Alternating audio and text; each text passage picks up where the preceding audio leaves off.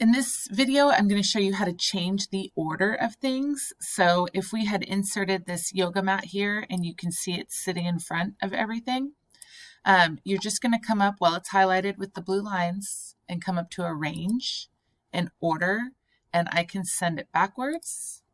And sometimes that doesn't put it where you want it to go. You want it to go all the way to the back. I want it to be in the very back of my locker, and you can see it's still sitting in front of something. So I can go to Arrange again and go to Order, and I can say Send to Back, and it will bring it all the way to the back. Oops, behind my, now I'm not going to be able to get to it. I'm going to undo. If I click Arrange, Order, and I send it backwards, it went behind my Order, Send it back. It went behind my locker. So while it's still ordered here, I can say Arrange, Order, Bring Forward. And then that will put it in front of that layer there.